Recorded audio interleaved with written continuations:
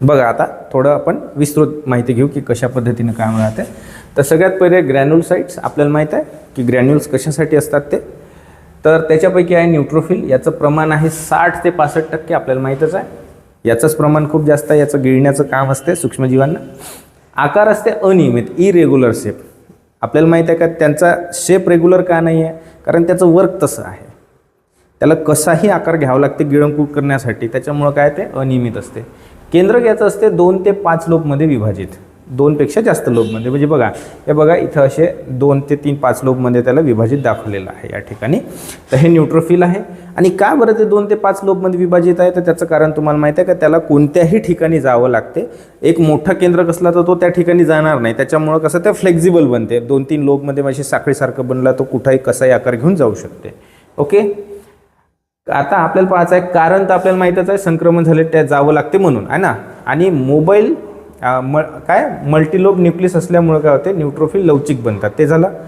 त्यामुळे blood vessels tissue संक्रमित सेलपर्यंत लवकर पोहोचतात आणि तेथे बॅक्टेरियावर आणि फंगी गिळण्यात या प्रक्रियेला फॅगोसायटोसिस काय म्हणलं ते, जेव्हा ते गिळंकृत करण्याचं काम करते या प्रक्रियेला कोणती प्रक्रिया म्हणतात? तर मित्रांनो या प्रक्रियेला म्हणलं ते फॅगोसायटोसिस काय म्हणलं जाते, गिळंकृत करण्याचं काम करणारे जे काही प्रक्रिया आहे त्याला काय म्हणलं ते फॅगोसायटोसिस. आणि फॅगोसायटोसिस WBC मध्ये फक्त 2 सेल करतात. एक आहे मोनोसाइट्स आणि एक आहे न्यूट्रोफिल. लक्षात घ्या, एक आहे मोनोसाइट्स आणि एक आहे न्यूट्रोफिल.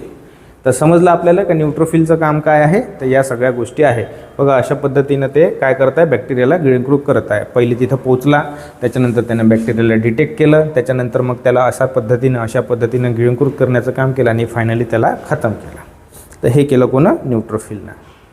त्याच्यानंतर मग दुसरी जी काय आहे, दुसरं आहे ते आहे इओसिनोफिल. याचं प्रमाण आहे 2 ते 3%. ओके ठीक आहे. आकार अनियमित इरेग्युलर शेप आहे आणि केंद्रक 2 लोबमध्ये विभाजित असणार, कारण त्यांना जावं लागते त्याच्यामुळे त्यांची बॉडी फ्लेक्झिबल पाहिजे.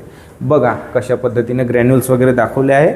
आणि हे काम कोणतं आहे, पॅरासाइट्स गिळता येत नाही म्हणून आहे ना. काम आहे मोठे पॅरासाइट्स गिळता येत नाही म्हणून त्यावर चिकटात. मोठे पॅरासाइट्स असतात त्यांना गिळता येत नाही. आता याला जर गिळता आलं तर याची गरजच नाही आहे, कारण न्यूट्रोफिलच ते काम करणार. आता न्यूट्रोफिलला ते मोठे करता येत नाही म्हणून हा काय करते का, त्यावर चिकटते, त्या पॅरासाइटवर चिकटते.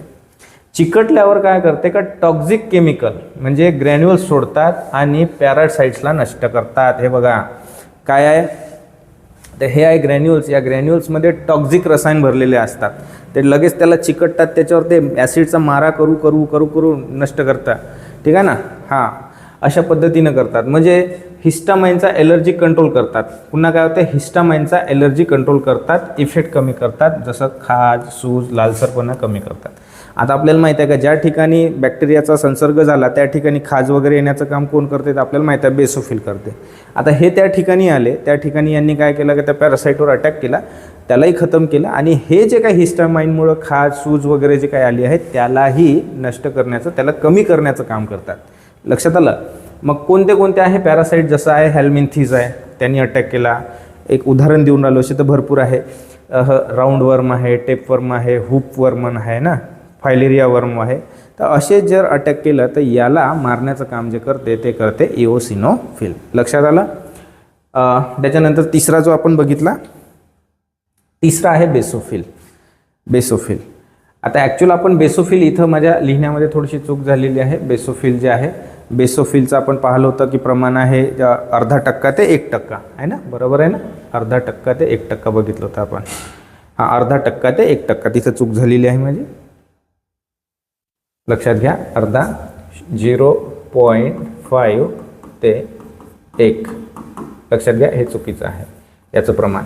आकार कसा असते, अनियमित असते, 2 लोबमध्ये विभागलेलं असते. हे पण कसं असते, 2 लोबमध्ये विभागलेलं असते. पण लक्षात घ्या, याच्यात ग्रॅन्युल्सची संख्या जास्त असल्यामुळं याचं जे न्यूक्लियस आहे हे जनरली दिसत नाही. लक्षात आलं. हे एक थोडासा पॉईंट लक्षात ठेवा.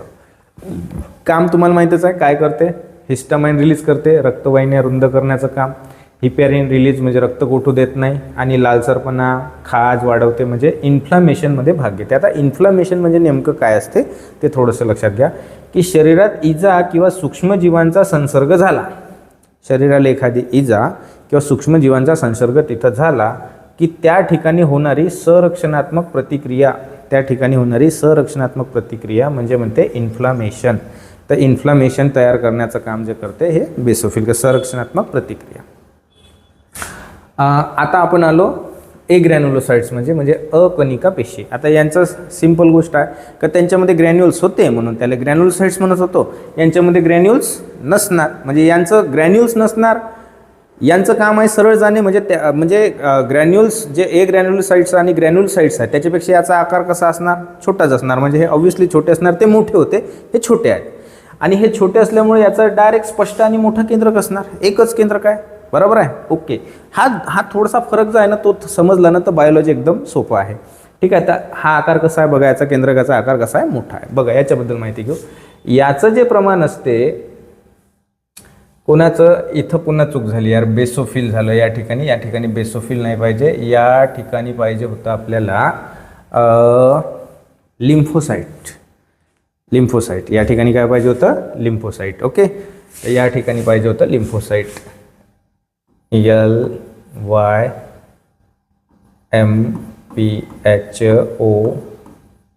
लिम्फोसाइट्स.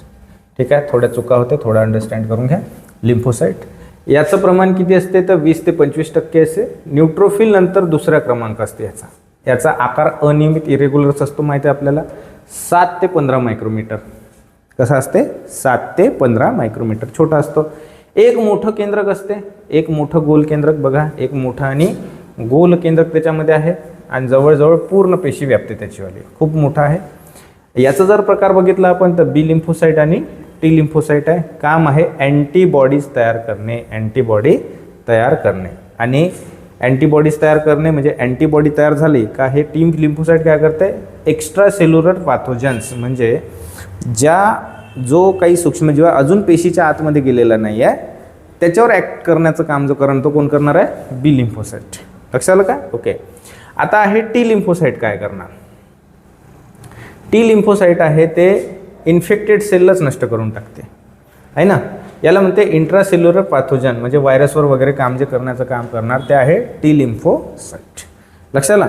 आणि त्याच्यानंतर मग आहे याचं काम आहे, फंक्शन आहे की एक आहे स्पेसिफिक इम्युनिटी, एक आहे स्पेसिफिक म्हणजे अडॅप्टिव्ह इम्युनिटी देतात. त्याच्यानंतर अँटीबॉडीज तयार करतात.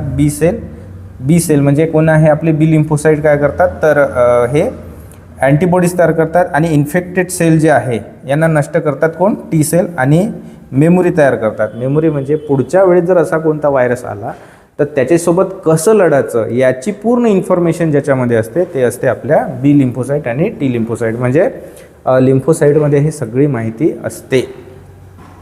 त्याच्यानंतर जर तिसरा पार्ट आपण पाहिला तर तो कोणता आहे, तो आहे मोनोसाइट्स.